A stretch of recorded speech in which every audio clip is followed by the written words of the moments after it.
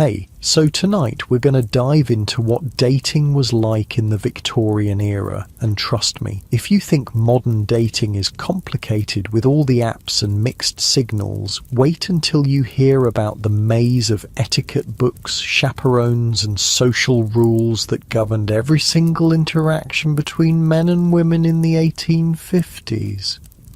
We're talking about a time when even making eye contact had rules, when a lifted hat was basically a text message, and when receiving a gift from the wrong person could ruin your reputation forever. Oh, and if you're enjoying these stories, I'd really appreciate a like or subscribe. Super curious where you're all listening from, so drop a comment with your location and what time it is there. Always blows my mind how people are falling asleep to this all over the world. Alright, find that cozy spot, take a nice slow breath and just let your body sink into whatever you're lying on. We're heading back to 1855 London, and trust me, you're going to be real grateful for that mattress by the time we're done. The Victorians had a saying about making love, but it didn't mean what you think. Making love back then meant courtship, the art of wooing someone properly, and if you wanted to survive the Victorian dating scene, you better know the rules. So, congratulations, you just woke up in May of 1855, right in the heart of London. But not the London you know. This is Queen Victoria's London, where coal smoke hangs thick as fog in the morning air, where horse hooves clatter against cobblestones outside your window, and where the smell... Oh, the smell is something else entirely. The Thames River down the street carries all the waste from 2.5 million people, and on warm days like today, that scent drifts right through your bedroom window. Your nose wrinkles involuntarily as you pull the heavy wool blankets up to your chin. The good news is you're 22 years old and from a respectable middle-class family. Your father owns a small but successful haberdashery shop, which means you've got enough money for decent clothes and food, but not enough to be completely idle. The bad news? You're a woman in 1855, which means your entire future hinges on one thing: finding a suitable husband. And the rules for doing that are about as complicated as learning to waltz while juggling teacups. You stretch your legs under the rough cotton sheets, feeling the weight of the heavy quilt pressing down on your chest. There's no central heating in this house, won't be invented for decades, so every morning starts with the bone-deep chill that seeps through the stone walls. Your housemaid, Mary, has already been up since 5 o'clock lighting the coal fires downstairs, and you can hear her heavy footsteps on the wooden stairs as she carries the coal scuttle up to start the fire in your bedroom grate. That scuttle weighs about 30 pounds when it's full, and she'll carry dozens of them up and down these stairs before the day is done. The bedroom door creaks open and Mary slips in, her arms straining with the weight of the coal. Her hands are already black with soot, and you notice the way she favours her left shoulder, probably strained from all that lifting. She kneels by your fireplace and you watch her skilled hands arrange the kindling and coal with quick, practised movements. The first spark catches, then spreads, and soon there's a small orange glow pushing back against the morning cold. "Good morning, miss," Mary says, wiping her sooty hands on her apron. "Your mother says you're to dress properly today. The Weatherbees are calling this afternoon and they're bringing their son." Your stomach does a little flip. The Weatherbees. You've heard about their son, Thomas, 26 years old, recently returned from India, where he worked as a clerk for the East India Company. Your mother has been hinting about this visit for weeks, and you know exactly what it means. This isn't just a social call, this is an inspection. You sit up in bed, feeling the cool air hit your shoulders through your cotton nightgown. The fire is already making the room warmer, but it'll be another hour before the chill really leaves. You watch Mary move around the room, laying out your clothes for the day. Not just any clothes, your best day dress, the one made of dark blue wool with tiny mother-of-pearl buttons that took your mother 3 months to save up for. "Mary," you say, your voice still rough with sleep, "what do you know about the Weatherby son?" She glances toward the door, then leans closer. "Well, miss, I heard tell from their housemaid that he's got all his teeth, which is more than can be said for most gentlemen his age, and she says he doesn't drink overmuch, though he does have a fondness for cigars." She pauses, arranging your corset on the bed. Course, he's been in India these past 4 years, so he might have picked up some strange ideas about things.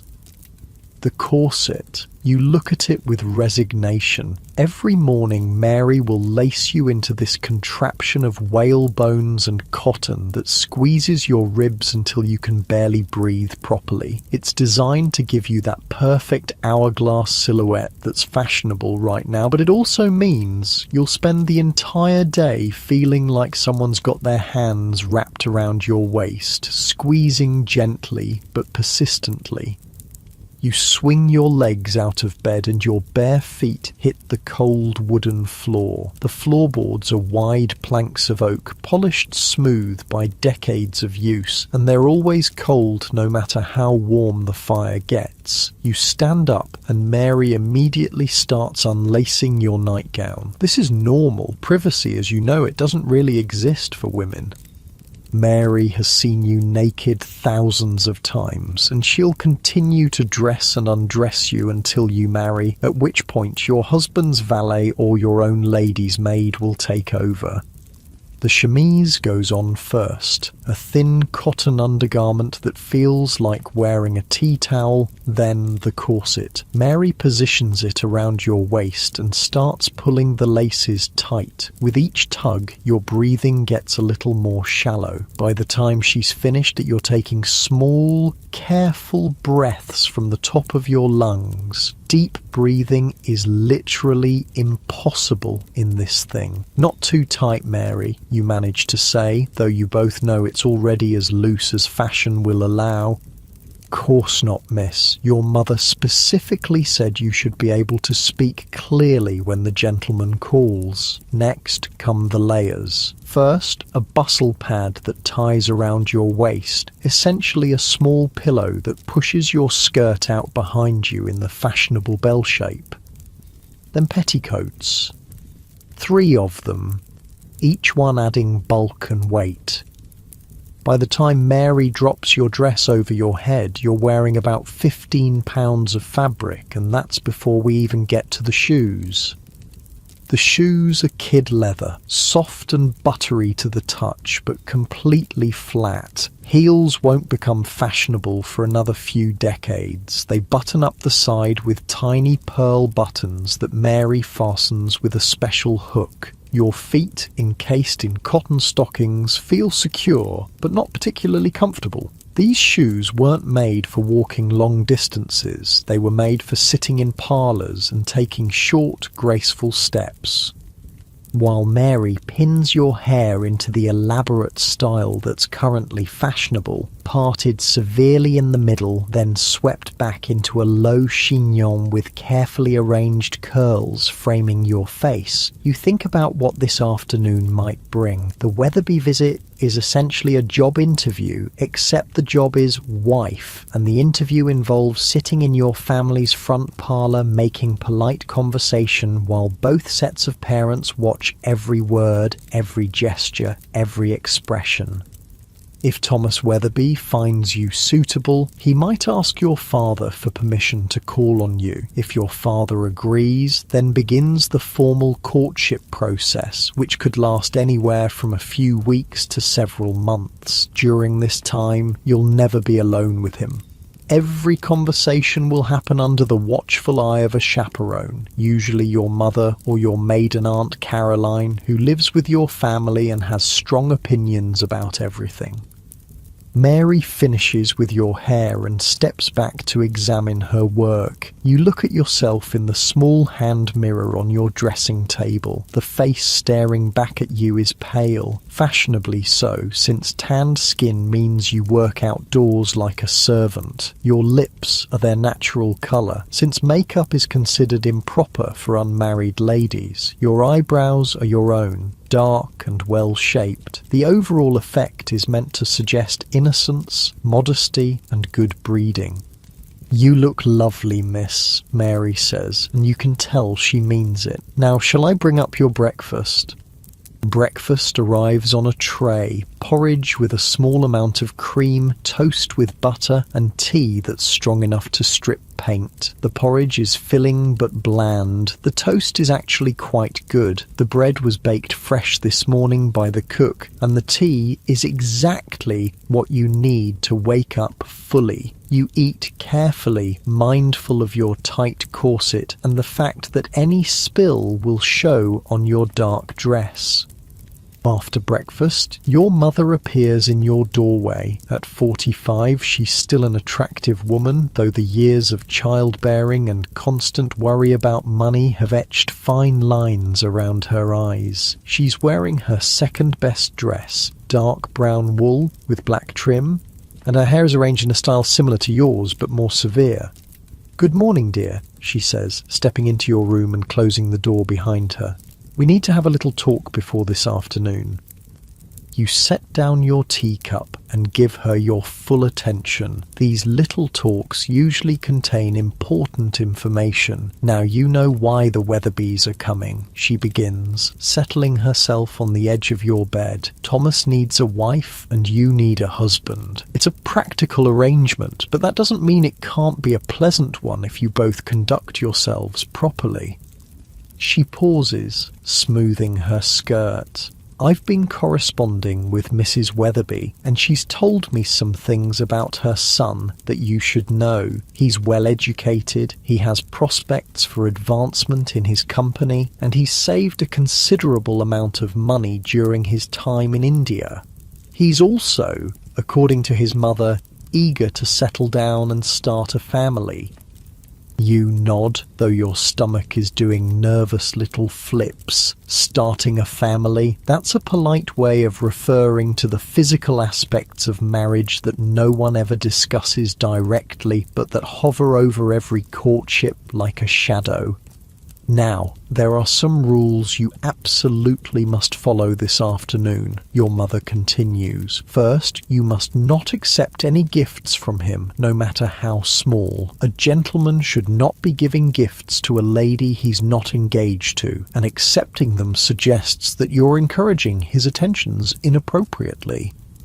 This is straight from the etiquette books that your mother reads religiously. The Young Lady's Friend, published in 1837, specifically warns that one gift will lead to another and encouragement to offer their hearts to you. Second, you must not touch him in any way. No shaking hands unless he's formally introduced by your father, and even then, keep it brief. If he offers you his arm, you may take it lightly, but otherwise, keep your hands folded in your lap. You think about how strange this must seem to young people today, where casual touching is so normal. But in 1855, physical contact between unmarried people is serious business. Even engaged couples are limited to holding hands and perhaps exchanging chaste kisses, always under supervision. Third, let him lead the conversation, but don't be afraid to show intelligence. He's been educated, so he'll appreciate a woman who can discuss something beyond the weather, but don't contradict him directly, even if you disagree. Find gentle ways to express different viewpoints. This is a delicate balance. Too much intelligence and you risk being seen as unfeminine or threatening. Too little and you might appear boring or stupid. You've been practicing this balancing act your entire life. "Finally," your mother says, reaching over to adjust a curl near your ear. "Remember that he's assessing you as much as you're assessing him. Watch how he treats the servants, how he speaks to your father, how he responds when things don't go exactly as planned. These small things will tell you much more about his character than his polite parlour conversation." She stands up, brushing imaginary lint from her skirt. "The Weatherbys will arrive at 3 o'clock precisely. We'll serve tea and the small cakes that Cook made yesterday. You'll sit on the settee near the window. The light is flattering there, and I'll sit in the chair nearby. Your father will join us after he's spoken with Mr. Weatherby about business matters." After your mother leaves, you find yourself with several hours to fill before the afternoon's performance. You walk downstairs to the family's small library, really just a room with 2 bookcases and a window seat, and select a volume of poetry. It's socially acceptable for young ladies to read poetry, though novels are still considered somewhat questionable. You settle into the window seat and try to concentrate on the verses, but your mind keeps wandering to the afternoon ahead.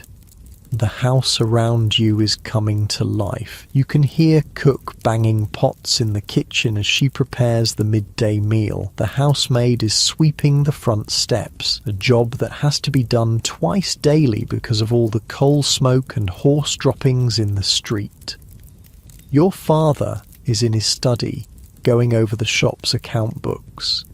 The house smells of coal fire, beeswax polish, and the lavender water your mother uses to freshen the linens. Through the window, you watch the street outside. A milk cart rolls by, the driver calling out his wares in a voice that carries clearly through the glass. 2 ladies walk past, their skirts swaying with each step, their arms linked as they chat. They're both wearing the same style of dress as you. Dark colours, full skirts, tight bodices, but you can tell from the quality of their fabric that they come from wealthier families. Behind them walks their maid carrying their parcels and staying a respectful distance behind. A gentleman on horseback trots past, sitting straight in his saddle, his top hat perfectly positioned. He's wearing a dark coat with tails and light-coloured trousers, the standard daytime outfit for men of his class. As he passes your window, he touches the brim of his hat in a polite greeting, even though he doesn't know you. This is normal. Gentlemen are expected to acknowledge ladies, even strangers, with this small gesture of respect. The morning passes slowly. You read a few poems, help your mother arrange flowers for the front parlour, and practice a piece on the pianoforte. Playing music is one of the accomplishments expected of young ladies, along with speaking a little French, doing needlework, and being able to sketch passably well. You're not expected to be brilliant at any of these things, just competent enough to demonstrate that you've had a proper education. Lunch is a simple affair. Cold meat, bread, cheese, and pickled vegetables. You eat lightly, partly because your corset makes large meals uncomfortable, and partly because you're too nervous to have much appetite. Your mother chatters about neighbours and local gossip, but you can tell she's nervous too. A good marriage for you would solve several of the family's financial concerns and secure your future. No pressure. At 2:30, your mother declares it's time for final preparations. You go upstairs to check your appearance one more time. Mary has laid out fresh gloves, white cotton ones that button at the wrist, and your small locket, the only jewellery considered appropriate for an unmarried lady receiving visitors. The locket contains a miniature portrait of your grandmother, and it rests just below the high neckline of your dress. You practice sitting down gracefully, which is more challenging than it sounds when you're wearing all these layers. The trick is to lower yourself slowly, letting your skirts settle around you in an attractive arrangement, then fold your hands in your lap. Getting up requires pushing down on the arms of the chair and rising smoothly without showing any of the effort involved. At 10 minutes before 3, you're stationed in the front parlour, sitting on the settee as instructed. Your mother sits nearby in her chair, needlework in her lap to give her hands something to do. Your father stands by the fireplace, checking his pocket watch every few minutes. The room smells of beeswax and the fresh flowers your mother arranged this morning. Late afternoon sunlight streams through the windows, and you hope it's as flattering as your mother promised. The clock on the mantel ticks toward 3 o'clock. Each second feels longer than the last. Your palms are slightly damp inside your gloves, and you resist the urge to fidget with your skirt. This is it, the beginning of what could be the rest of your life. At exactly 3 o'clock, there's a firm knock at the front door. Your father opens the front door, and you hear the low murmur of male voices in the entrance hall. Formal greetings, the rustle of coats being removed, the sharp tap of walking sticks being placed in the umbrella stand. Then footsteps approaching the parlour, and your heart hammers against the rigid stays of your corset. Mr. Weatherby enters first. Thomas's father, a distinguished gentleman with silver whiskers and a slight stoop that suggests hours bent over account books. Behind him comes Mrs. Weatherby, a round woman in burgundy silk whose jewellery catches the afternoon light. And finally, Thomas himself steps through the doorway. He's taller than you expected, with brown hair parted precisely down the middle and mutton chop whiskers that frame a lean face. His skin has a golden undertone that speaks of his years in the Indian sun, and when he moves, there's a careful precision to his gestures that suggests military training.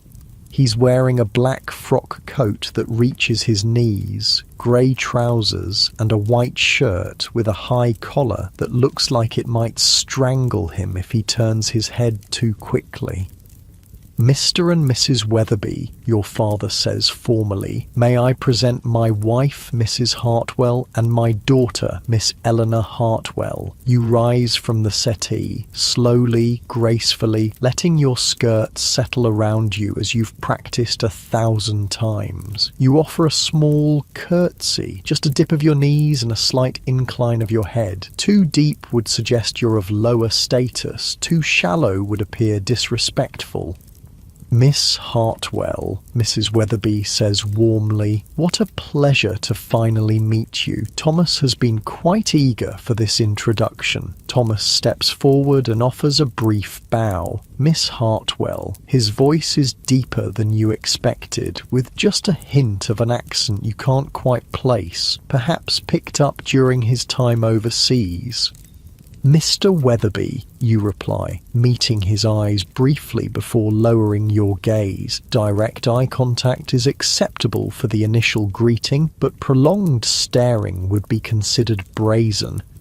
Everyone settles into their assigned positions, like actors taking their marks on a stage. Thomas sits in the chair across from you, close enough for conversation, but far enough to maintain propriety. The parents arrange themselves as subtle chaperones, present, but attempting to appear absorbed in their own discussion about mutual acquaintances and local news. I trust your journey from India was pleasant, you venture, since it's acceptable for ladies to ask about travel. Indeed, though rather lengthy, Thomas replies. 3 months aboard ship provides ample time for reflection. I found myself quite ready to return to English soil and English society. He pauses, and you catch something in his tone, perhaps relief, perhaps something else. The climate there can be challenging for those of us unaccustomed to such intensity. You nod sympathetically, though you've never been farther from London than Brighton. I imagine the heat must be quite overwhelming. We complain when our summers reach 70 degrees. Quite so. In Bombay, we often saw temperatures above 100 degrees, with humidity that made the very air feel thick as soup. He shifts in his chair, and you notice how he unconsciously loosens his collar just slightly. I confess I developed a great appreciation for English rain during my time away. This draws a small smile from you, a genuine one, not the practiced parlour smile your mother taught you. Rain is certainly something we have in abundance. The conversation continues in this careful dance. Thomas tells you about the markets in Bombay, the exotic fruits he learned to enjoy, the challenge of managing clerks who spoke a dozen different languages. You share your own much smaller experiences, the books you've been reading, the music you've been practicing, your observations about life in London. Each topic is safe, appropriate, designed to reveal character without venturing into anything too personal. But you're also watching him, as your mother advised. When Mary enters to serve tea, you notice how Thomas nods politely to her, a small acknowledgement that many gentlemen of his class wouldn't bother with. When your father makes a joke about the weather, Thomas laughs, not the forced chuckle of social obligation, but genuine amusement that reaches his eyes. When Mrs. Weatherby accidentally knocks over her teacup, sending hot liquid splashing across the small table, Thomas immediately rises to help, producing a clean handkerchief without being asked. "Oh, how clumsy of me," Mrs. Weatherby flutters, dabbing at the spill. "Not at all," your mother soothes, while Mary quickly appears with a cloth to clean up the mess. These things happen. But you've noticed something else. When the teacup clattered to the floor, Thomas flinched. Not just a normal startled response, but something deeper. His hands tensed for just a moment, and his eyes darted toward the door as if assessing an exit route. It lasted only seconds before he regained his composure, but you filed the observation away. Something about sudden loud noises affects him more than it should. The formal portion of the visit lasts exactly 1 hour, as etiquette demands. Any shorter would suggest disinterest, any longer would be presumptuous. As the Weatherbys prepare to leave, Thomas requests a brief word with your father, a conversation that takes place in the hallway, just out of earshot, but visible to everyone in the parlour. Through the doorway, you watch your father nod several times. Thomas gestures occasionally as he speaks, his hands moving with that same careful precision you noticed earlier. After perhaps 5 minutes, they shake hands, and your father's expression suggests the conversation went well. "Miss Hartwell," Thomas says, returning to the parlour, "with your father's permission, I would be honoured to call on you again, perhaps Sunday afternoon, if that would be agreeable." Your heart does a little skip. This is it, the formal beginning of courtship. That would be very pleasant, Mr. Weatherby. After they leave, your mother immediately begins the post-visit analysis. "Well, he seems quite respectable," she says, settling back into her chair. "Good posture, clean fingernails, polite to the servants. And did you notice how he helped when I spilled the tea? Shows consideration." Your father joins the discussion. "He's saved quite a respectable sum during his time in India," he reports, "enough to establish a household without requiring assistance from either family, and his prospects with the company appear sound." But you're thinking about that moment when the teacup fell, about the careful way Thomas moved, about the slight tightness around his eyes when he spoke of the challenging climate in India. There are layers here that the formal courtship process isn't designed to reveal. Sunday arrives with unseasonable warmth for late May. You're dressed in your second-best gown, pale green cotton with tiny white flowers, a colour that your mother says brings out your eyes. This time there's no corset crisis, no nervous breakfast. You're beginning to understand the rhythm of these visits. Thomas arrives precisely at 2 o'clock, carrying a small bouquet of flowers, acceptable because flowers are temporary and modest, unlike jewellery or books which might suggest too serious an intent. He's dressed more casually today, in a brown coat and lighter trousers, and he seems more relaxed. "Miss Hartwell," he says, offering the flowers with a slight bow. "I noticed these growing in my mother's garden and thought you might enjoy them.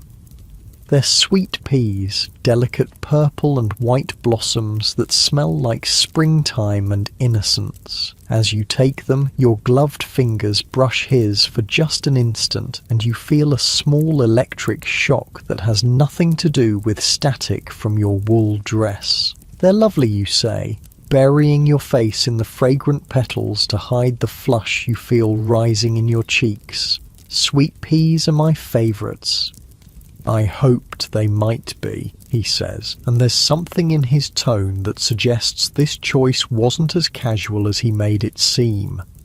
This visit feels different from the first. With the initial formalities out of the way, the conversation flows more naturally. Thomas tells you about his childhood, growing up as the youngest of 4 sons, always trying to prove himself worthy of attention. You share stories about your education, the small school you attended where you learned French and drawing and enough mathematics to manage household accounts.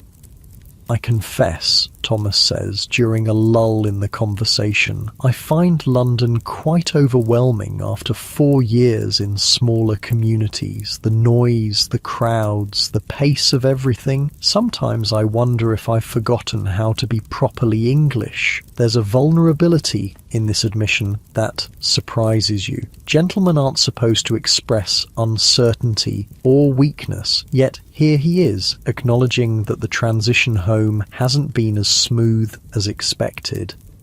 "Perhaps," you say carefully, "it's not about being properly English, but about finding your own way of being English. 4 years is a long time. You've had experiences that most of us can't imagine." He looks at you with something approaching surprise, as if he hadn't expected such understanding. "You're very perceptive, Miss Hartwell." Over the following weeks, Sunday visits become routine. Thomas calls every Sunday at 2 o'clock, staying for exactly the prescribed hour. Sometimes you sit in the parlour, sometimes you walk in the small garden behind your house, always with your mother or Aunt Caroline within sight. The conversations grow deeper, more personal, though still bounded by the limits of propriety. You learn that Thomas has nightmares sometimes. He mentions this obliquely when explaining why he often looks tired on Monday mornings. You discover that he writes poetry, though he's too embarrassed to share any with you. He tells you about the strange foods he learned to enjoy in India, the festivals he witnessed, the complexity of managing business relationships across cultural divides.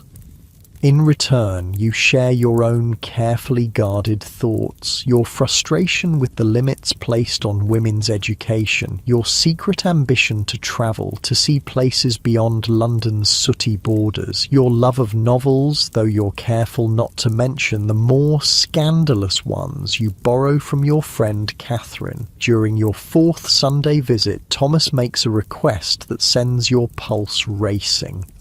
"Miss Hartwell," he says, glancing toward where your mother sits with her needlework, "I wonder if you might consent to accompany me to the exhibition at the Crystal Palace next Saturday, with proper chaperonage naturally. This is significant. Attending a public event together represents a new level of courtship, a semi-public declaration that you're officially keeping company." Your mother's needle pauses in her embroidery as she waits for your response.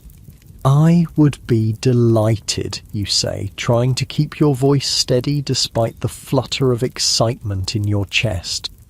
The Crystal Palace, rebuilt in South London after the Great Exhibition of 1851, represents everything modern and exciting about this Victorian age. The building itself is a marvel of iron and glass, rising from Sydenham Hill like a fairy tale palace made of light and air. Inside, there are gardens, fountains, exhibits from around the world, and enough wonders to fill days of exploration. Saturday arrives bright and clear. You're dressed in your absolute best, a dress of deep blue silk that took your mother 6 months to save for, with a matching jacket and a small hat adorned with ribbons. Your gloves are pristine white kid leather, and you carry a small beaded reticule that contains your handkerchief, smelling salts, and a few coins. Thomas arrives with a hired carriage, an open landau that will allow for proper supervision while providing the adventure of travelling together. Aunt Caroline, selected as chaperone for her stern demeanour and eagle eyes, settles herself in the facing seat. She's wearing her most forbidding expression and her sharpest hat, the one with the feathers that seem to point accusingly at anyone who might consider impropriety.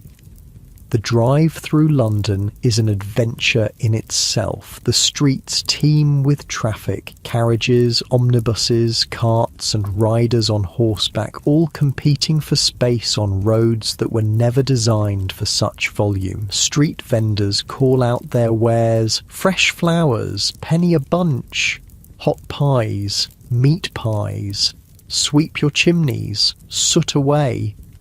Thomas points out landmarks as you pass them: the new Houses of Parliament with their Gothic towers, Westminster Abbey with its ancient stones blackened by coal smoke, the bridges spanning the Thames where barges heavy with goods wait their turn at the docks. The river itself is thick with traffic, steamboats belching black smoke, sailing ships with their forest of masts, and the constant parade of smaller craft ferrying people and goods across the murky water. As you travel south of the river, the character of the neighbourhoods changes. Gone are the grand squares and elegant terraces of central London. Here the houses are smaller, crowded closer together, and the air smells of industrial smoke mixed with something less pleasant, the kind of smell that comes from too many people living in too small a space with inadequate sanitation. But then you climb Sydenham Hill and suddenly the Crystal Palace rises before you like something from a dream. The enormous structure catches the afternoon light and throws it back in 1,000 brilliant sparkles. Gardens stretch in all directions, filled with exotic plants and elaborate flower beds that form intricate patterns when viewed from the palace's elevated terraces. It's magnificent, you breathe, forgetting for a moment to be properly reserved. Indeed it is, Thomas agrees, offering you his arm as you step down from the carriage. Though I confess it reminds me a bit of some of the palaces I saw in India, this Victorian confidence in iron and glass and human ingenuity. Inside the palace, you're immediately overwhelmed by the scale and variety of everything. The central nave stretches seemingly forever, filled with fountains and exotic plants that tower overhead. There are exhibits on every conceivable subject: the latest industrial machinery, collections of butterflies from around the world, displays of native crafts from the far reaches of the British Empire, and artistic installations that blend science with beauty.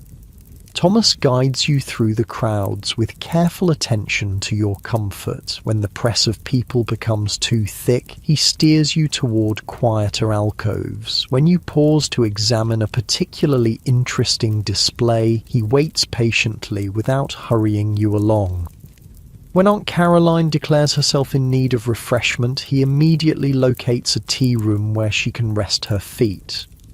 It's during this respite, while Aunt Caroline is occupied with her tea and scones, that Thomas leans slightly closer and speaks in a voice only you can hear. "Miss Hartwell, I hope you won't think me presumptuous, but I find myself growing quite attached to these Saturday excursions and to your company."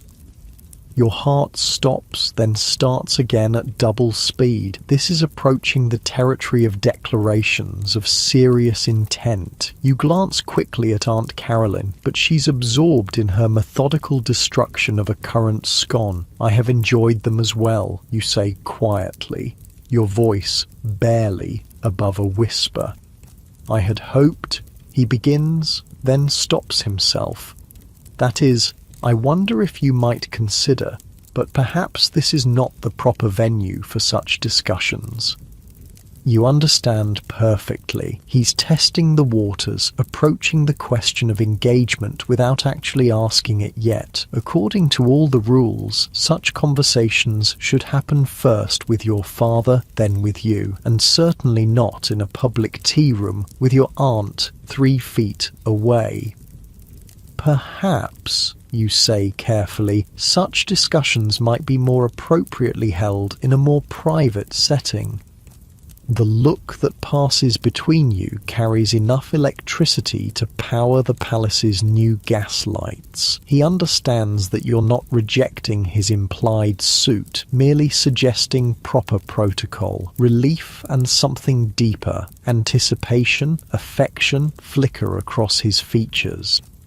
The rest of the afternoon passes in a happy blur. You admire tropical birds whose feathers shimmer with colours that have no names. You watch demonstrations of new photographic techniques that can capture a person's image in mere minutes rather than hours. You sample exotic fruits whose flavours transport you briefly to distant countries you'll likely never see. But underneath all the wonder and excitement, there's a deeper current running between you and Thomas, a sense of approaching change, of decisions that will reshape your entire future. By the time you return home as the sun sets over London's smoky skyline, you know that everything is about to shift. Tuesday evening arrives with a thunderstorm that rattles the windows and sends sheets of rain hammering against the glass. You're in the parlour with your mother, working on embroidery by lamplight when the front doorbell rings. It's past 8 o'clock, far too late for social calls. So when Mary appears in the doorway looking flustered, you know something significant is happening. "Begging your pardon, ma'am," Mary says to your mother, "but Mr. Thomas Weatherby is at the door, says he needs to speak with the master urgently." Your mother's eyebrows rise nearly to her hairline. Your father appears from his study, newspaper still in hand, looking equally puzzled. Through the parlour window you can see Thomas's hired carriage waiting in the rain, the horse stamping impatiently as water streams from its mane. "Show him into the study," your father says after a moment's consideration. "Eleanor, you and your mother remain here."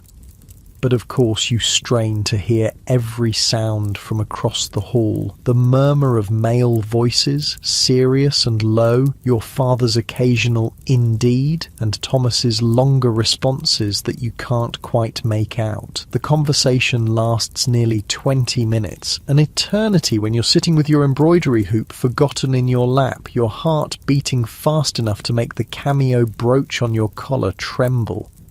Finally, footsteps approach the parlour. Your father enters alone, but his expression gives everything away before he speaks. "Eleanor," he says, and there's satisfaction in his voice mixed with something that might be relief. "Mr. Weatherby has asked for permission to pay his addresses to you. I have given my consent." The embroidery hoop slides from your nerveless fingers and hits the floor with a soft thud. This is it. Thomas wants to marry you. After 6 weeks of careful courtship, he's ready to make it official. He wishes to speak with you tomorrow afternoon, your father continues. "I told him to call at 2 o'clock. Your mother will be present, naturally, but he'll be permitted to make his proposal directly to you.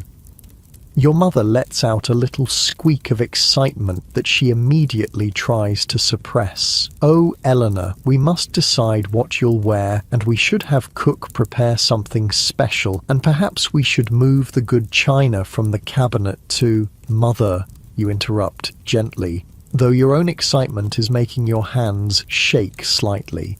"Perhaps we should see what he has to say first." But you already know what Thomas will say. The question isn't whether he'll propose, it's whether you're truly ready to accept him. Marriage in 1855 isn't like stepping into a relationship you can leave if things don't work out. Once you say yes, your legal existence essentially disappears. Your property becomes his property, your money becomes his money, even your children, if you have them, belong legally to him rather than to you. Yet, what choice do you really have? At 22, you're already approaching the age where people will start whispering about you being on the shelf. Your family can't afford to support you indefinitely, and Thomas seems kind, intelligent, and genuinely fond of you. In a world where many marriages are purely business arrangements, the prospect of affection feels like tremendous good fortune. Wednesday crawls by with agonizing slowness. You change clothes 3 times before settling on a dress of soft grey wool with violet trim, serious enough to show you understand the gravity of the occasion, but pretty enough to remind Thomas why he's proposing in the first place. Your hair refuses to cooperate, and Mary has to pin and repin the complicated braided style twice before it stays properly. At precisely 2 o'clock, Thomas arrives carrying a small velvet box that makes your stomach perform acrobatics. He's wearing his best black coat and a fresh white shirt with a collar so stiff it looks like it might cut his throat if he turns his head wrong. His hands are shaking just slightly as he removes his gloves. "Miss Hartwell," he says formally, though his eyes are warm. "Mrs. Hartwell." He nods to your mother, who has positioned herself in the corner chair with her needlework, close enough to supervise, but far enough to provide the illusion of privacy. You sit on the edge of the settee, your back straight, your hands folded in your lap. Thomas takes the chair across from you, the same arrangement as those first visits, but now everything feels different, electric, final. "Miss Hartwell," Thomas begins, then stops and takes a deep breath. "Eleanor, if I may, I have spoken with your father, and with your permission, I would like to speak directly to your heart. This is the moment when everything changes." You nod, not trusting your voice. "These past weeks of knowing you have been among the happiest of my life," he continues, his voice gaining confidence. "Your intelligence, your kindness, your strength of character, all of these qualities have made me realize that I cannot imagine my future without you in it." He slides from his chair to one knee beside the settee, the velvet box now openly displayed in his hands. "Eleanor Hartwell, would you do me the tremendous honor of becoming my wife?"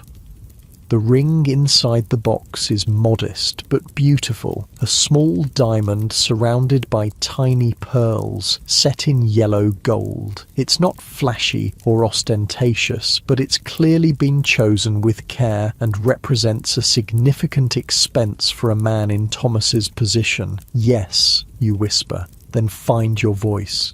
"Yes, Thomas, I would be honored to accept." His relief is so obvious that you almost laugh. He takes your left hand in his, the first time you've touched without gloves, and slides the ring onto your 4th finger. His hands are warm and slightly rough, probably from his years overseas, and the touch sends a little shiver up your arm. "There," he says softly. "Now it's official." From her corner, your mother makes a small sound that might be a suppressed sob of happiness. When you look over, she's dabbing at her eyes with her handkerchief while trying to appear absorbed in her embroidery. The rest of the visit passes in a blur of practical discussions. The engagement will be announced in next Sunday's paper. The wedding will take place in 6 months, giving you time to prepare a trousseau and Thomas time to secure appropriate housing. He's found a small house in Kensington, 3 bedrooms, a proper kitchen and a tiny garden that will be available to rent come autumn. I know it's not grand, Thomas says, his voice slightly apologetic, but it's respectable and it's near enough to my office that I can walk to work in good weather. It sounds perfect, you assure him, and you mean it. The idea of having your own household, your own space to arrange as you please, feels like the most luxurious thing imaginable. After Thomas leaves, your mother immediately begins what she calls engagement planning. Lists appear overnight. What needs to be purchased, what needs to be sewn, which relatives need to be informed. The next few months will be a whirlwind of preparation unlike anything you've experienced. But first, there are the immediate changes that come with being officially engaged. Starting the very next Sunday, Thomas is permitted to take you on unchaperoned walks. The first time you step out together without your mother trailing behind feels like the most daring thing you've ever done. You walk slowly through the small park near your house, your hand resting lightly on Thomas's arm, marvelling at this new freedom. For the first time in your courtship, you can speak without measuring every word for its appropriateness under parental supervision. I confess, Thomas says, as you pause beside a fountain where children are sailing toy boats. I've been terrified for weeks that you might refuse me. Were you really? You ask, surprised. But surely you could tell that I enjoyed your visits. Enjoyed them, yes, but enjoyment and willingness to marry are quite different things. He adjusts his grip on his walking stick. I know I'm not the most exciting prospect. No title, no great fortune, and I come with some complications from my time abroad. You think about those moments when loud noises made him flinch, about the careful way he sometimes held himself as if expecting pain. Everyone has complications, Thomas. The important thing is whether 2 people can face them together. He stops walking and looks at you with an expression you can't quite read. You're very wise for someone so young. I'm not that young, you protest. 22 is quite grown up. Of course it is, he says quickly. I didn't mean to suggest, that is, I sometimes feel much older than my 26 years. India has a way of aging a person. Over the following weeks, these unchaperoned walks become precious to both of you. Away from the formal constraints of parlour visits, Thomas begins to reveal more of himself. He tells you about the fever that nearly killed him during his 2nd year in Bombay, about the colleague who cheated him out of a promotion, about the overwhelming relief he felt when the ship carrying him home finally cleared the harbour. You share your own secrets in return. Your fear that you're not naturally maternal enough to be a good mother, your frustration with the limitations placed on women's education, your secret dream of learning to paint with real skill, not just the watercolour dabbling considered appropriate for ladies. Perhaps, Thomas suggests one afternoon as you sit on a bench watching sparrows hop around your feet, you could take proper painting lessons after we're married. We won't be wealthy, but we should be comfortable enough for small luxuries. The casual way he says after we're married makes your stomach flutter. It's becoming real, this future you're planning together. Along with the walks come other new privileges. Thomas is now permitted to visit you in the front parlour without formal supervision, though he's still required to leave before nightfall. During these visits, you're allowed to hold hands, a simple intimacy that feels revolutionary after months of careful distance. The first time Thomas takes your hand in yours, you're sitting on the settee looking through a book of engravings he's brought to show you scenes from India. His fingers intertwine with yours, warm and slightly calloused, and you're amazed by how natural it feels. "Is this proper?" you ask, though you make no move to pull away. "Perfectly proper for an engaged couple," he assures you. "Though I admit it feels rather scandalous after all those weeks of keeping my hands to myself."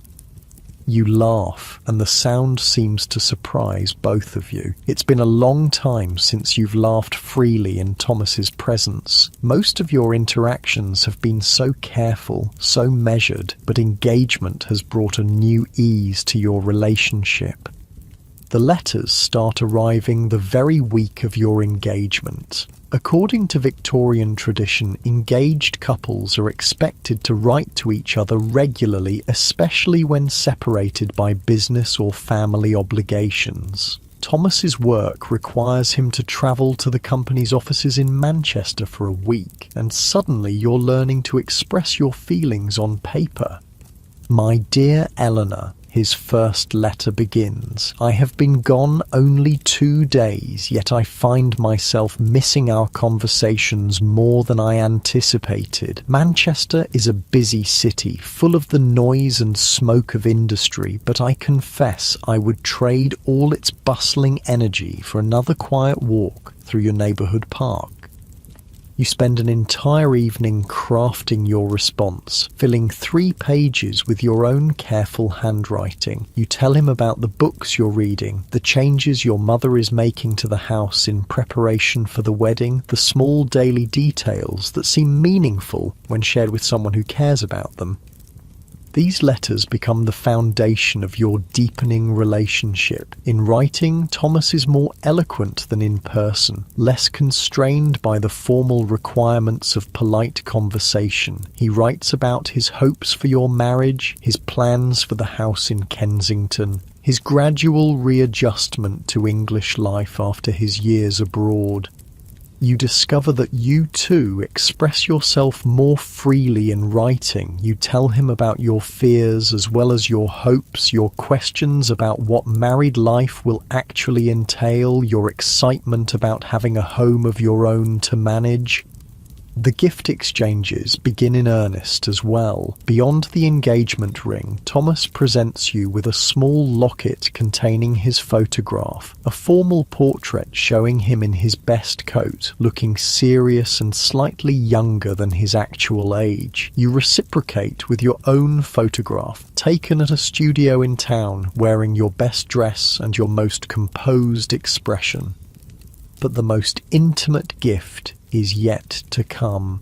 On a rainy Thursday afternoon in July, Thomas appears at your door carrying a small wrapped package. "This is rather unconventional," he says, looking slightly embarrassed as he hands it to you, "but I thought you might appreciate it."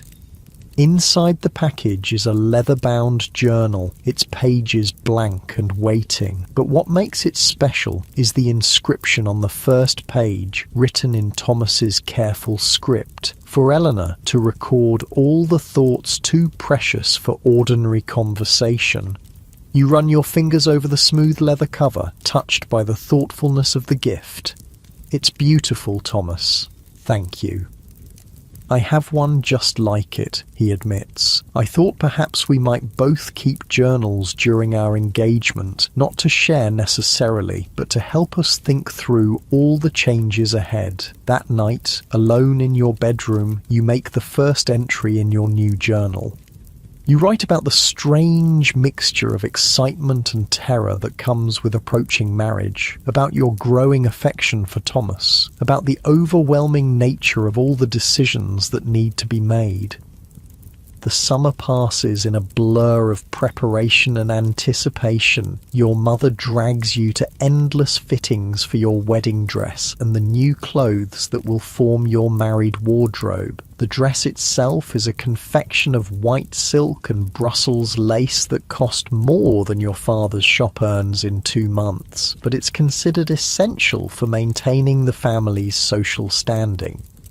You spend afternoons learning household management skills that your education had only touched on. Cook teaches you to plan meals and manage food budgets. Mary shows you the proper care of fine linens and the best methods for removing different types of stains. Your mother drills you on the social obligations you'll face as a married woman, which neighbours to call on, how to manage servants, the proper way to host a dinner party. But perhaps the most important education comes from the married women in your family and social circle. Your Aunt Margaret, who has been married for 15 years, takes you aside for a series of conversations that no one else seems willing to have. Marriage, she tells you bluntly, is not like the novels make it seem. There will be wonderful moments, certainly, but there will also be difficult ones. Your husband will have moods you don't understand. You'll have days when you wonder what you've gotten yourself into. The important thing is to remember that building a life together takes time and patience. She pauses, studying your face. And Eleanor, there are aspects of married life that no one discusses directly, but that you need to understand. The physical aspects. Your face burns with embarrassment, but you force yourself to listen as Aunt Margaret explains in careful euphemisms what will be expected of you as a wife. It's not the romantic picture painted by the poetry you've read, but it's practical information you desperately need. As summer turns to autumn, your wedding date approaches with alarming speed. The house in Kensington has been secured, and Thomas takes you to see it on a crisp September afternoon. It's smaller than your family home, but bright and cheerful, with large windows that let in plenty of light and a garden just big enough for a small vegetable patch. The kitchen is modern, Thomas points out, opening cabinets to show off the built-in storage. And there's a proper range for cooking, not just an open hearth. You run your hands over the wooden countertops, imagining yourself preparing meals here, managing your own household. It's thrilling and terrifying in equal measure. It's perfect, you tell him, and mean it. This will be your domain, your responsibility, your home. 2 weeks before the wedding, Thomas makes an unusual request. He asks if you would consider cutting a lock of your hair for him to keep, a token that will be with him always. It's a common custom among engaged couples, but still feels incredibly intimate. You sit in front of your dressing table mirror while Mary carefully cuts a small section of hair from behind your ear where it won't be missed. The dark strands feel silky and alive in your palm as you wrap them in tissue paper. For Thomas, you tell Mary as you seal the packet, a piece of me to carry with him. In return, Thomas presents you with a lock of his own hair, already carefully preserved in a small silver locket. Something of mine to keep close to your heart, he says simply. The week before your wedding arrives with a flurry of final preparations. Relatives descend upon your house like a friendly invasion. The wedding dress hangs in your wardrobe like a beautiful ghost of your future self. Your trousseau, the collection of clothes, linens, and household items you'll bring to your marriage, fills 2 large trunks that sit at the foot of your bed. Thomas calls every day now, sometimes twice, to check on arrangements and simply to see you. The formal distance of early courtship has given way to genuine affection and comfortable companionship. You find yourself looking forward to married life not just as an inevitable step, but as an adventure you want to share with this particular man. On the Thursday before your Saturday wedding, Thomas takes your hands in the parlour and looks at you seriously. Eleanor, he says. "I want you to know that whatever challenges we face as husband and wife, I will always strive to be worthy of the trust you're placing in me. And I will strive to be worthy of yours," you reply, meaning every word. Outside, London bustles with its usual energy, carriages clattering past, vendors calling their wares, the constant hum of a city that never quite stops moving. But in this moment, in your family's parlour with your hand in Thomas's, the future feels both certain and full of wonderful possibilities. Saturday morning arrives grey and drizzling, the kind of London weather that makes everything look like a watercolour painting left out in the rain. You wake before dawn in your childhood bedroom for the last time, listening to the familiar sounds of the house stirring to life around you. Cook is already banging pots in the kitchen 3 floors below, and you can hear your father's heavy footsteps as he paces the library, probably rehearsing the speech he'll give at the wedding breakfast. Your wedding dress hangs on the wardrobe door like a luminous ghost, the white silk and lace catching what little light filters through the rain-streaked windows. In a few hours, you'll put it on and become Mrs. Thomas Weatherby, trading your identity as Eleanor Hartwell for an entirely new existence.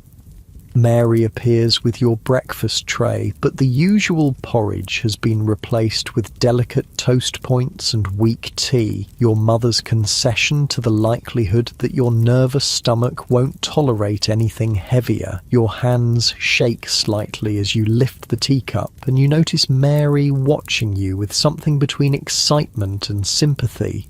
"Nervous, miss?" she asks softly as she begins laying out your undergarments.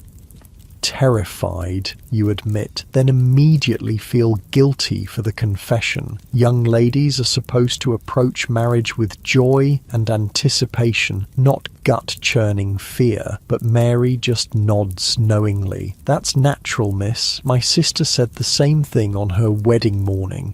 Said she felt like she was about to jump off a cliff without knowing what was at the bottom." The comparison doesn't exactly reassure you, but there's something comforting about knowing that other women have felt this same mixture of excitement and panic. Your mother bustles in shortly after breakfast, already dressed in her best gown of deep purple silk, a colour that shows her status as mother of the bride, while remaining appropriately subdued. Behind her comes Aunt Caroline, your cousin Margaret, and Mrs. Patterson from next door, all armed with pins and ribbons and strong opinions about how your hair should be arranged. The process of getting dressed takes nearly 3 hours. First the chemise, thin cotton that feels like nothing against your skin. Then the corset, laced tighter than usual to give you the perfect silhouette for your wedding gown. Today, Mary pulls the laces until you can barely draw a full breath, but you don't protest. On your wedding day, discomfort is expected in service of beauty. The bustle comes next, larger than your everyday one and designed to support the massive train of your wedding dress. 3 crinolines follow, each one adding volume and weight until you feel like you're wearing a small tent. By the time the actual dress slides over your head, you're already tired from the sheer physical effort of carrying all these layers. But when Mary fastens the final pearl button and steps back, the reflection in your mirror takes your breath away. The woman looking back at you is elegant, sophisticated, beautiful in a way that your everyday self never manages to achieve. The dress transforms you into someone worthy of a proper Victorian wedding.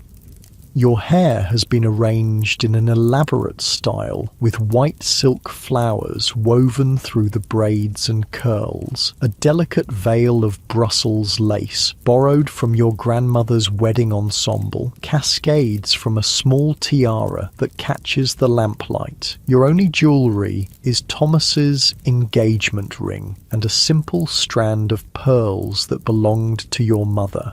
"You look like an angel," your mother whispers, and there are tears in her eyes that she's trying very hard not to let fall.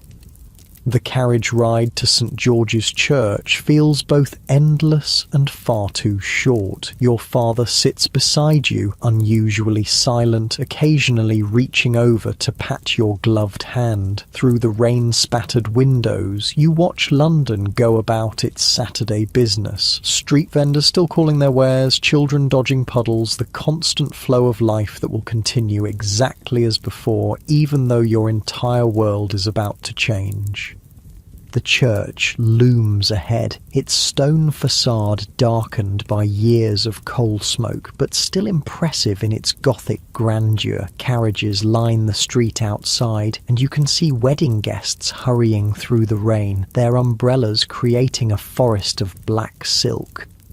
Your father helps you from the carriage, careful not to step on your train, and suddenly you're standing in the church vestibule with rain drumming on the roof overhead and the scent of wet wool and old stone filling your nostrils. Through the heavy oak doors, you can hear the murmur of voices as guests take their seats.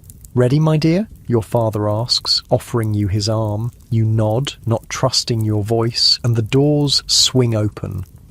The church is full, more people than you expected, faces both familiar and strange turn toward you with that peculiar mixture of curiosity and sentimentality that weddings inspire. Candles flicker in the grey morning light, casting dancing shadows on the stone walls.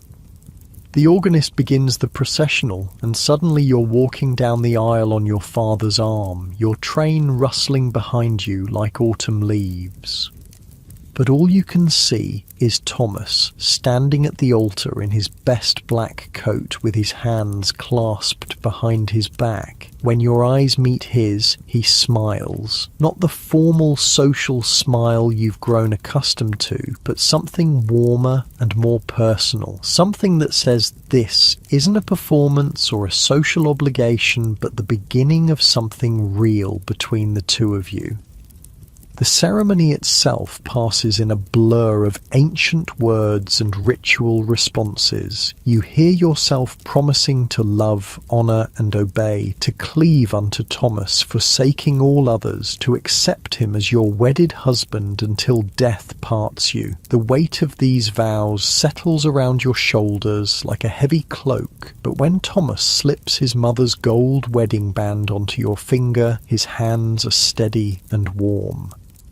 "I now pronounce you man and wife," the rector declares, and suddenly it's official. You are married. You belong to Thomas now, legally and socially and in every way that matters to Victorian society.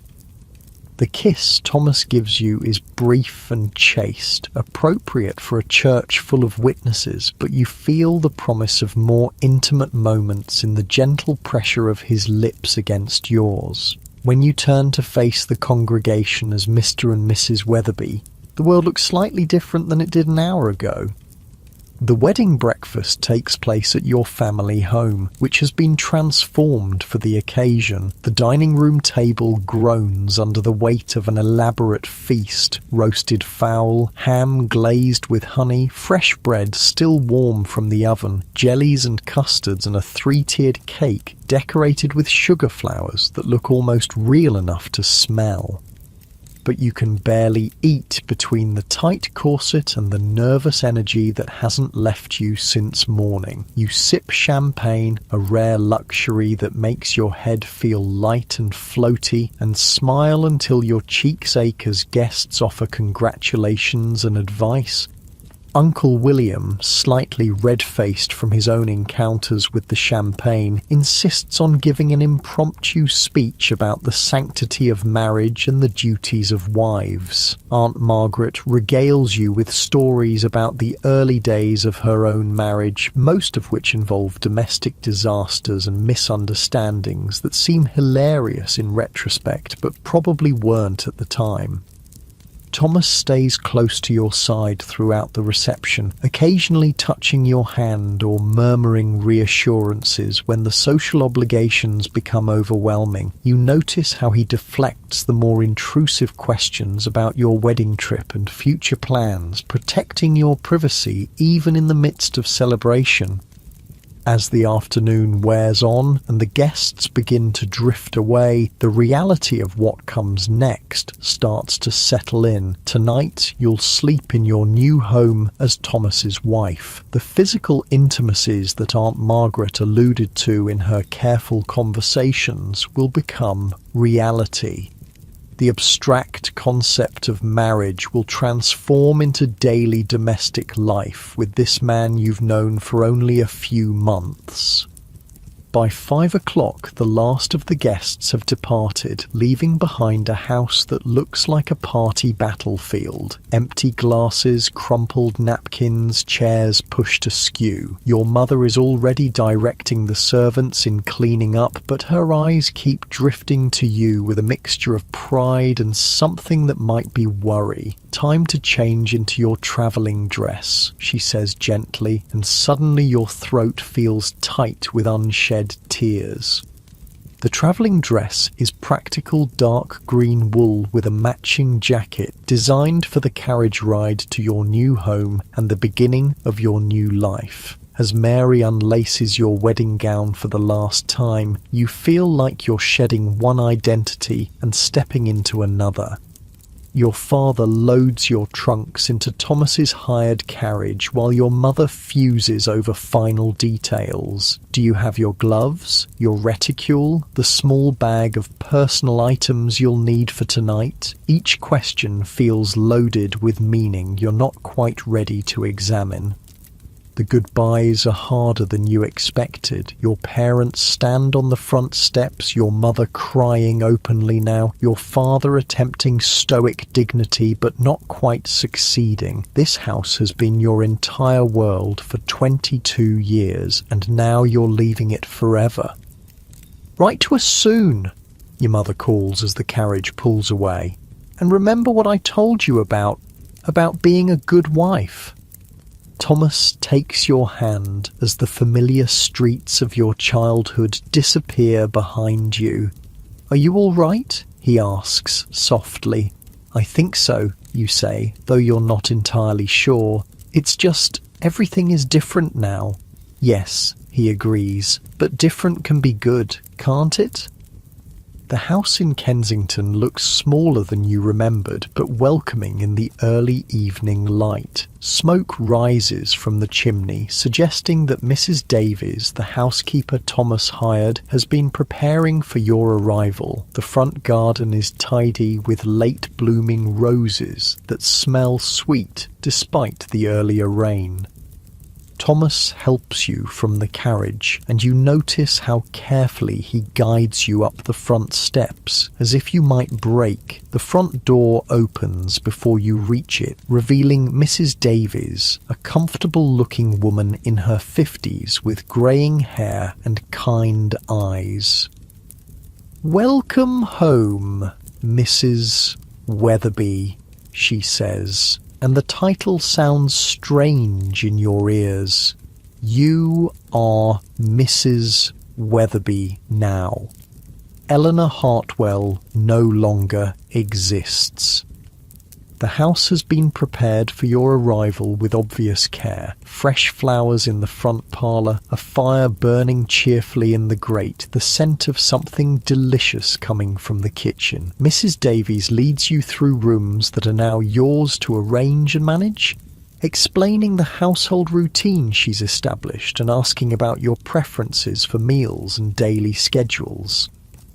Your bedroom, yours and Thomas's now, overlooks the small back garden. The bed is larger than the one in your childhood room, with a white coverlet that looks crisp and inviting. Your trunks have already been delivered and sit waiting to be unpacked, full of the trousseau items you've spent months accumulating. Thomas hovers in the doorway, suddenly seeming as nervous as you feel. "I'll leave you to..." That is, Mrs. Davies has prepared dinner for 7 o'clock, if that suits you. After he leaves, you sink into the small chair by the window and finally allow yourself to feel the full weight of the day. You are married. You are in your own home. Tonight, you will share that bed with a man who was essentially a stranger 6 months ago. Mrs. Davies appears with a tea tray and the offer to help you unpack, but you find yourself craving a few minutes of solitude to process everything that's happened. She seems to understand, bustling away with promises to call you when dinner is ready. Dinner is served in the small dining room by candlelight, just you and Thomas at opposite ends of a table that feels both intimate and formal. Mrs. Davies has prepared roasted chicken with vegetables from the garden, and everything tastes wonderful, even though your appetite hasn't quite returned. Thomas tells you about the arrangements he's made for your first week of marriage. No visitors, no social obligations, just time for the two of you to adjust to living together. He's taken leave from his office, an unusual step that shows how seriously he's taking this transition. "I thought we might spend tomorrow arranging the books in the library," he suggests over the custard dessert. "And perhaps you'd like to see the kitchen properly to discuss meal planning with Mrs. Davies." These mundane domestic details feel both overwhelming and reassuring. This is what marriage actually is, not the romance of novels or the drama of wedding ceremonies, but the daily business of sharing a life with another person. After dinner, you sit together in the parlour, Thomas reading aloud from the evening paper while you attempt to focus on your embroidery, but the domestic tranquility feels fragile, underpinned by your awareness of what's expected to happen when you retire for the night. At 9 o'clock, Mrs. Davies appears to bank the fires and secure the house for the evening. She bids you both good night with a meaningful look that makes your cheeks burn, and suddenly you're alone with your husband in your new home. "Eleanor," Thomas says softly, setting aside his paper, "I want you to know that I understand this is all very new for you. We needn't... there's no pressure for anything to happen quickly." His consideration touches you deeply, even as it highlights the strangeness of your situation. You know each other well enough to feel genuine affection, but not well enough to navigate intimate physical relationship without awkwardness. "Thank you," you whisper. "That means a great deal to me." When you finally go upstairs together, Thomas shows you the small dressing room where he'll change into his nightclothes, giving you privacy to prepare for bed. Alone in the bedroom, you trade your travelling dress for the fine cotton nightgown that was part of your trousseau, then sit at the dressing table to brush your hair. In the mirror, you watch yourself performing this nightly ritual in a new setting. The woman looking back at you is the same as always, but everything around her has changed. This is your room now, your mirror, your bed, your life. When Thomas returns, wearing a cotton nightshirt and dressing gown, you're sitting on the edge of the bed feeling shy and uncertain. He moves carefully, respectfully, settling on the other side of the bed with space between you. "Eleanor," he says quietly, "I meant what I said downstairs. We have our whole lives to figure this out together." You turn to look at him in the dim light from the bedside candle. His hair is slightly mussed, his face serious but kind. This is your husband. This gentle, patient man is yours now. And you are his. "I know," you say, "and I'm grateful for your patience." He reaches across the space between you and takes your hand, the same gesture that felt so revolutionary during your engagement, now carrying even deeper meaning. "We're going to be all right, aren't we?" he asks, and you hear the uncertainty beneath his confidence. "Yes," you say, and find that you actually believe it. We're going to be all right.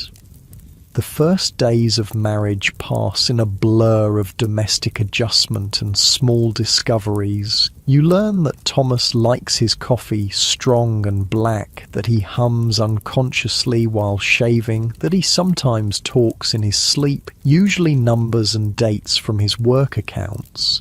He discovers that you're not naturally early to rise, that you have strong opinions about how books should be organized, and that you make the most beautiful flower arrangements he's ever seen. Mrs. Davies proves invaluable in helping you establish your role as mistress of the household. She teaches you to plan menus that balance nutrition with budget, to manage household accounts, to oversee the cleaning and maintenance schedules. It's more complex than you expected, running even a small household, but deeply satisfying in ways you hadn't anticipated. You write your first letter as a married woman to your parents, describing your new home and your settling in process. The signature, "Your daughter, Eleanor Weatherby," looks strange on the page, but less strange each time you write it. Thomas returns to work after a week, leaving you alone in the house with Mrs. Davies and your own thoughts. The solitude feels both liberating and slightly overwhelming. For the first time in your life, you're responsible for structuring your own days without parents or teachers or social obligations to guide you. You spend the morning rearranging the parlour furniture to better catch the light from the windows. After lunch, you walk to the nearby shops to introduce yourself to the local merchants as Mrs. Weatherby of Elm Street. The baker, the grocer, the fishmonger all treat you with the respect due to a respectable married woman, and you begin to understand the social weight that comes with your new status. When Thomas returns that evening, you've prepared dinner yourself, a simple meal, but one you've cooked with your own hands in your own kitchen. The pride on his face when you tell him makes the effort worthwhile. "You're turning into quite the housewife," he says, and there's admiration in his voice that makes your heart flutter. "I'm learning," you reply. Mrs. Davies is a patient teacher. As weeks pass, you settle into the rhythm of married life. Thomas leaves for his office each morning after breakfast, returning in the evening with stories about his colleagues and the challenges of readjusting to English business practices after his years abroad. You fill your days with household management, correspondence with family and friends, and the slowly developing social obligations that come with your new status as a married woman. The physical intimacy that seemed so daunting on your wedding night develops gradually, naturally, as you grow more comfortable with each other. Thomas is patient and gentle, and you discover that the mysterious aspects of marriage that no one discusses directly are not as frightening as you'd imagined. Your first dinner party as a married couple takes place 6 weeks after your wedding. 3 other couples from the neighbourhood, carefully chosen for their respectability and social compatibility. You spend days planning the menu with Mrs. Davies, polishing the good china, arranging flowers throughout the house. The evening goes well, conversation flows, the food is praised, and you receive several compliments on your hostessing skills. After the guests leave, you and Thomas sit in the parlour feeling the satisfaction of a successful social debut. "You were magnificent tonight," Thomas tells you, loosening his collar after hours of formal politeness. "I was so proud watching you manage everything so gracefully." "Were you really?" you ask, still glowing from the evening's success. "Absolutely. You're going to be a wonderful addition to Kensington society." As autumn deepens into winter, you realise that you've successfully made the transition from daughter to wife, from girl to woman. The fears that seemed so overwhelming on your wedding morning have mostly faded, replaced by the comfortable routine of shared domestic life. You still miss your family home sometimes, still feel occasionally overwhelmed by the responsibilities of running your own household, but you've also discovered joys you hadn't anticipated. The satisfaction of creating a home that reflects your own tastes, the pleasure of having time to pursue interests like painting and music without parental oversight, the deepening affection between you and Thomas as you navigate daily life together. One snowy December evening, as you sit by the fire with your embroidery while Thomas reads his newspaper, you realise how completely your life has transformed in just a few months. The nervous girl who waited in her parents' parlour for Thomas Weatherby's first visit seems like a different person entirely. "Thomas," you say softly, setting aside your needlework. He looks up from his paper, lamplight catching the gold flecks in his brown eyes.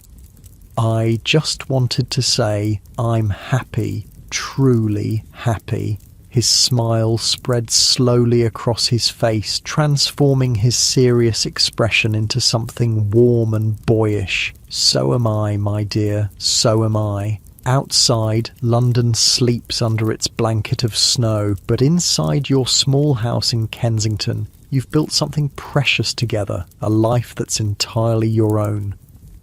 Spring arrives early in 1856, bringing with it the kind of soft warmth that makes London's sooty buildings look almost beautiful. You're in your garden, kneeling among the emerging daffodils with dirt under your fingernails and sunshine warming your shoulders through your cottonwork dress.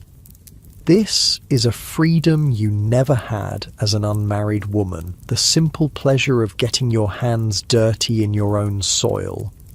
Thomas finds you there when he returns from work, looking delighted rather than scandalised by your dishevelled appearance. "You look like you've been wrestling with the earth and winning," he says, settling beside you on the small wooden bench he built last month.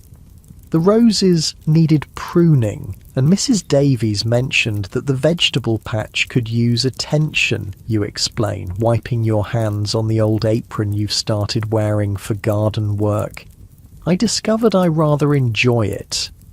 This is one of the unexpected joys of married life, the freedom to develop interests that might have been considered unsuitable for an unmarried lady. Your painting has improved dramatically now that you can hire a proper teacher rather than relying on the superficial instruction deemed appropriate for young ladies. You've started reading novels that would have been forbidden in your parents' house, discussing them with Thomas over dinner like intellectual equals. "I have news," Thomas says, settling back against the bench with the satisfied expression of a man bringing home good tidings. "Peterson is retiring at the end of the year, and I'm being considered for his position. It would mean a substantial increase in salary."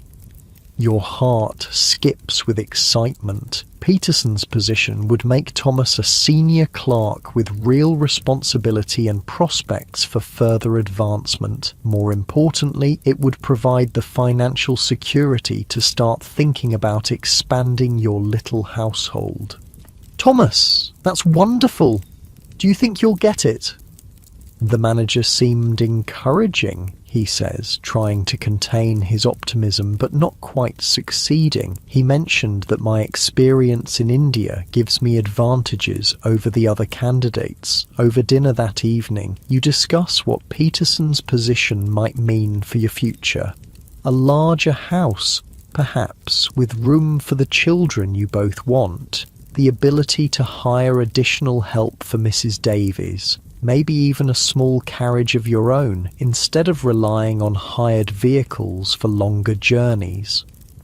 But you've also learned to appreciate what you already have. The intimacy of your small house, where every room holds memories you've created together. The satisfaction of managing your own domestic world. The way Thomas's face lights up when he comes home to find you waiting with stories about your day.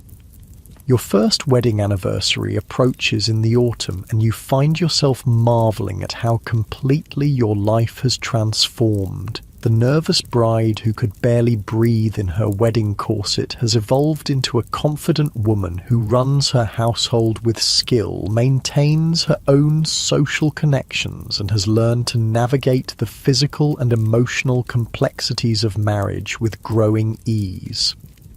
The anniversary celebration is quietly perfect. Dinner at home with your best china and flowers from your own garden, followed by an evening at the theatre to see a comedy that leaves you both laughing until your sides ache. Afterward, walking home through the gaslit streets with your hand tucked securely in Thomas's arm, you realise that somewhere along the way, love has grown from the careful affection of your engagement into something deeper and more sustaining. "Do you ever think about how we met?" you ask as you pause under a street lamp to admire the golden light it casts on the autumn leaves. "Often," Thomas admits. "I remember thinking you looked terrified that first afternoon. I was worried you might faint." "I was terrified," you laugh.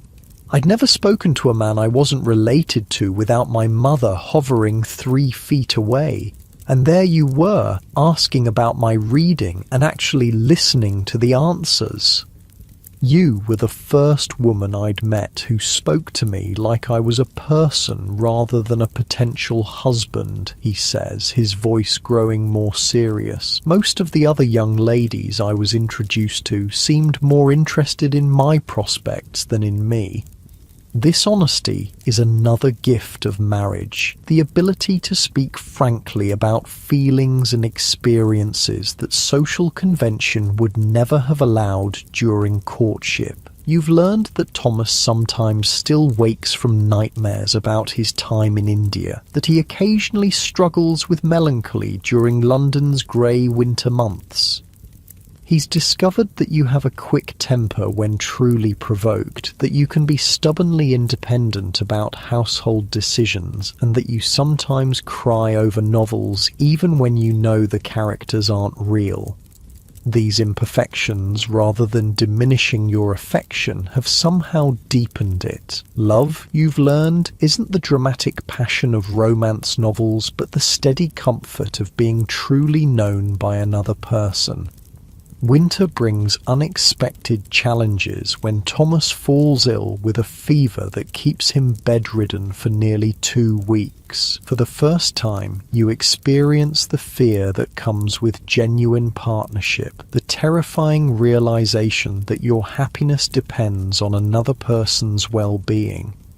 You nurse him yourself despite Mrs. Davies's offers to take over the more unpleasant aspects of sick care. You sit beside his bed reading aloud when he's awake, checking his temperature throughout the night, preparing the special broths and tisanes that the doctor recommends.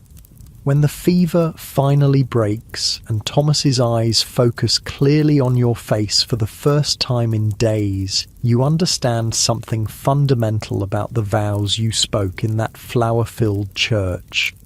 "Hello, wife," he whispers, his voice still hoarse but unmistakably himself again. "Hello, husband," you reply, and the relief in your voice surprises you both.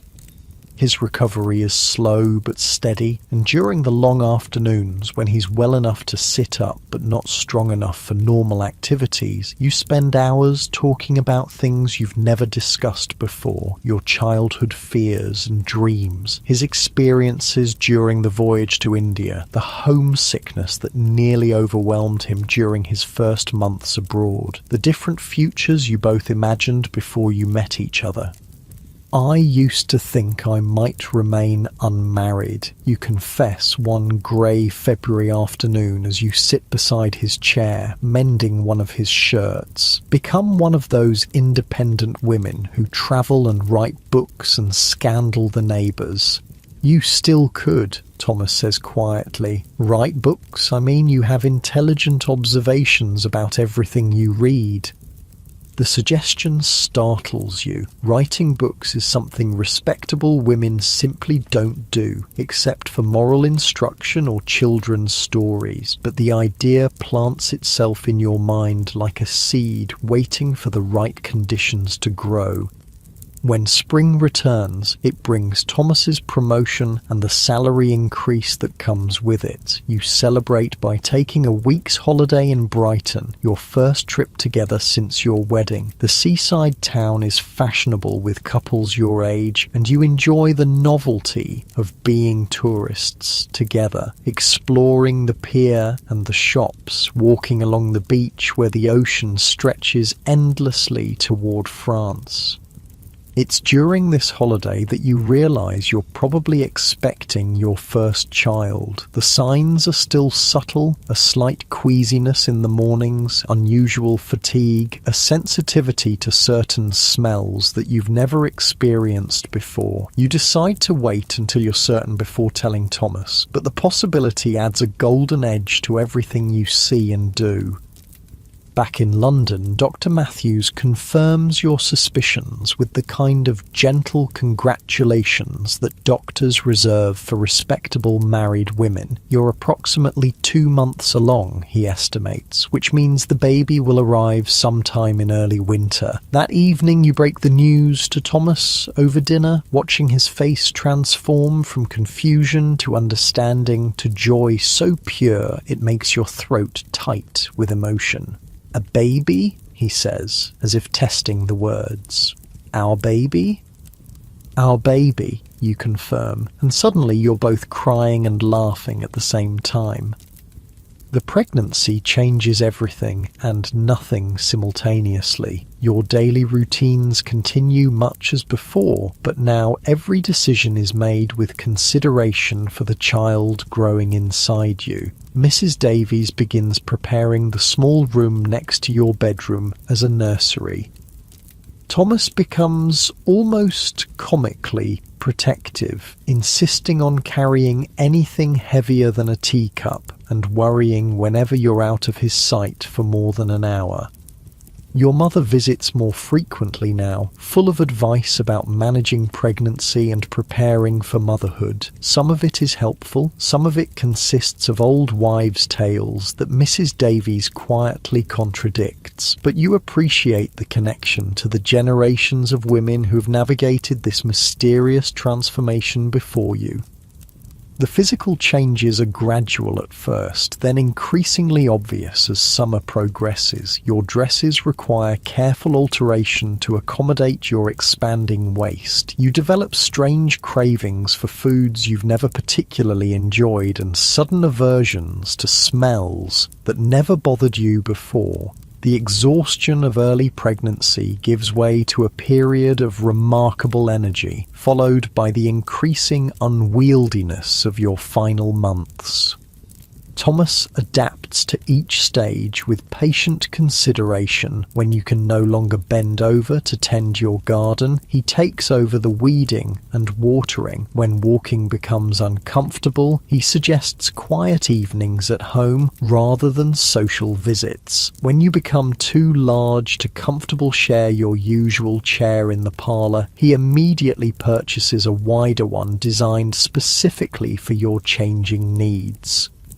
"You're being ridiculously considerate," you tell him one October evening as he helps you settle into your new chair with cushions arranged just so. "I'm being appropriately considerate," he corrects. "You're creating a human being. That seems to merit some extra attention." The baby arrives on a snowy December morning, 3 days after your second wedding anniversary. The labour is long and difficult, but when Dr. Matthews finally places your daughter in your arms, the pain becomes irrelevant. She's perfectly formed and remarkably alert, with Thomas's brown eyes and what promises to be your stubborn chin. "She's beautiful," Thomas whispers, settling carefully beside you on the bed to get his first close look at his daughter. "She looks just like you." "She looks like herself," you say, marvelling at the tiny fingers that grip yours with surprising strength. "Hello, little one. We've been waiting for you."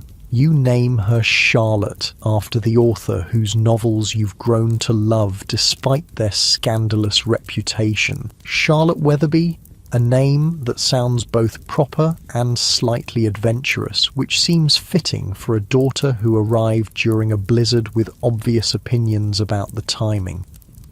The first months of motherhood are exhausting in ways you never anticipated. Charlotte proves to be a demanding baby who sleeps fitfully and nurses frequently. Mrs. Davies hires her niece Sarah to help with the additional laundry and cleaning, but much of the responsibility falls to you. Thomas helps as much as Victorian convention allows, taking over the night feedings when possible and entertaining Charlotte while you rest during the afternoons. "I had no idea babies were such tyrants," you confess to Thomas one morning after a particularly difficult night. "She has very strong opinions for someone who can't even hold her head up properly." "She's definitely your daughter," he replies with a grin that suggests this is a compliment rather than criticism. As Charlotte grows from demanding newborn to alert infant to curious toddler, your household settles into new rhythms. Thomas's career continues to advance. Peterson's position has led to additional responsibilities and the promise of further promotion. You've started writing in earnest, beginning with articles for women's magazines about household management and child rearing, then gradually moving toward more ambitious projects. Your second child, James, arrives when Charlotte is 2 years old, followed 18 months later by little Mary. The house in Kensington, once perfectly adequate for 2 people, becomes delightfully chaotic with 3 small children and the additional staff needed to manage them. By your 5th wedding anniversary, you've become pillars of your small community. Thomas serves on the church vestry and the local school board. You organise charitable events for poor mothers and children, drawing on your own experience to advocate for practical assistance rather than moral lectures. Your dinner parties are known for their lively conversation and excellent food, and young couples often seek your advice about the early challenges of marriage. One evening in late spring, as you're putting Charlotte to bed while Thomas reads to the younger children in the nursery next door, she asks a question that takes you by surprise. "Mama, how did you know Papa was the right person to marry?" You pause in your brushing of her dark curls, considering how to explain the complex process of Victorian courtship to a 5-year-old. "Well, darling, we spent time getting to know each other very carefully. We talked about important things and discovered that we enjoyed each other's company. But how did you know he would be a good papa?" This is more difficult to answer. The Thomas who courted you so formally was kind and considerate, but you had no way of knowing he would become the father who builds elaborate doll houses for his daughters and teaches his son to identify every type of tree in the park. "I suppose I didn't know for certain," you admit. "But I knew he was gentle and honest and that he cared about other people's feelings. Those seemed like qualities that would make someone a good father as well as a good husband." After Charlotte falls asleep, you find Thomas in the parlour with a book, but he sets it aside when you settle beside him on the sofa you purchased to accommodate your growing family. "Charlotte asked me how I knew you would be a good father," you tell him. "And what did you say?" "That I recognised the qualities that matter: kindness, honesty, consideration for others." You pause, studying his face in the lamplight. "I was right, wasn't I?" "I hope so," he says quietly. "I certainly try to be." As your children grow and your marriage deepens, you often think about the elaborate social machinery that brought you and Thomas together. The etiquette books with their rigid rules, the chaperones who supervised every interaction, the formal dances of courtship that seem almost quaint in retrospect. Yet somehow, despite all those constraints and conventions, something real and lasting emerged. Two people who might never have met in different circumstances found each other and built a life together. Not the dramatic passion of romantic novels, but something more sustainable. A partnership based on mutual respect, shared values, and the kind of affection that grows stronger rather than weaker over time. On quiet evenings when the children are asleep and the house is peaceful around you, you and Thomas still sit together reading or talking about the day's events. The conversation flows as easily as it did during those early walks in the park, but now it's enriched by years of shared experience and common purpose. "Do you ever wonder what would have happened if we hadn't met?" you ask him one such evening, looking up from the letter you're writing to your cousin in Scotland. "Sometimes," he admits, "though I can't imagine it clearly anymore. This life with you and the children feels like the only real possibility." The world around you is changing rapidly. Railways have revolutionized travel, making it possible to visit distant relatives in hours rather than days. Gaslighting is becoming common in better neighborhoods, pushing back the darkness that once defined winter evenings. Photography is growing more sophisticated, allowing families to preserve images of their children at every stage of growth.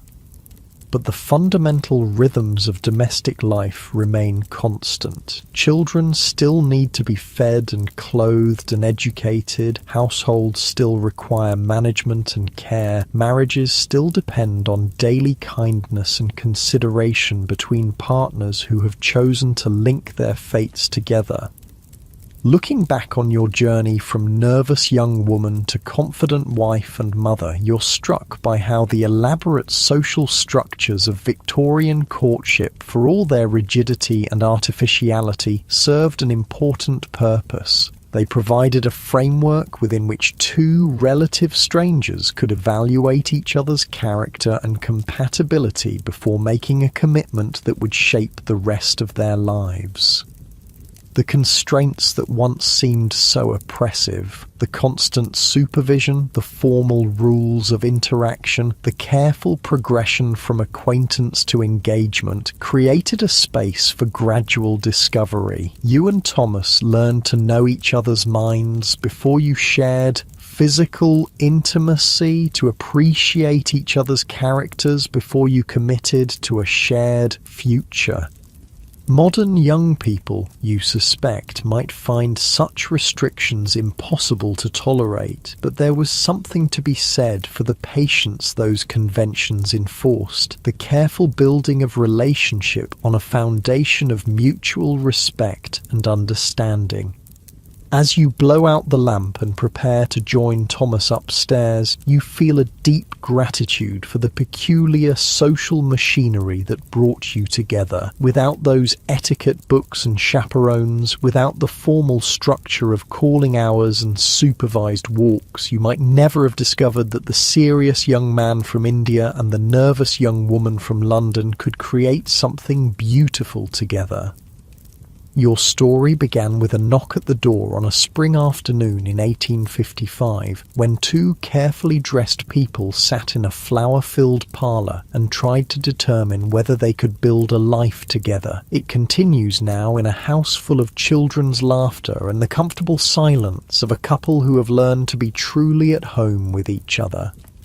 The Victorian era, with all its rigid propriety and elaborate social rules, created the framework within which love could grow slowly and surely, like roses carefully tended in a walled garden. And sometimes, just sometimes, that patient cultivation produced something rare and lasting, a partnership that could weather the storms of illness and change, the challenges of parenthood and responsibility, the simple daily work of caring for another person's happiness as carefully as your own. In the end, that's what dating was like in the Victorian era. Not the spontaneous passion of modern romance, but something more deliberate and perhaps more durable. A careful dance that allowed two people to discover whether they could trust each other with their futures, their dreams, and their deepest hopes for happiness. As you drift towards sleep in the bed you've shared for 7 years now, Thomas's breathing steady beside you and the house quiet around your sleeping children, you understand that you've been part of something larger than your individual story. You've participated in one of humanity's most enduring endeavours, the ancient dance of courtship and commitment, played out according to the particular rules of your time and place. The world will continue to change and future generations will find their own ways of discovering love and building families. But the fundamental human longing for connection, for partnership, for someone to share the joys and sorrows of life, that will remain constant no matter how dramatically the social conventions evolve. And maybe, just maybe, there was wisdom in taking time, in moving slowly, in building love on a foundation of friendship and respect rather than passion alone. Maybe the Victorians, for all their restrictions and formalities, understood something important about the patient work of creating lasting happiness with another human being. The last thing you remember before sleep claims you is Thomas's hand finding yours across the space between your pillows, a gesture that has become as natural as breathing after all these years of marriage. Tomorrow will bring its own challenges and pleasures, but tonight you rest in the security of knowing that you've chosen well, that the careful dance of Victorian courtship led you to exactly where you belong.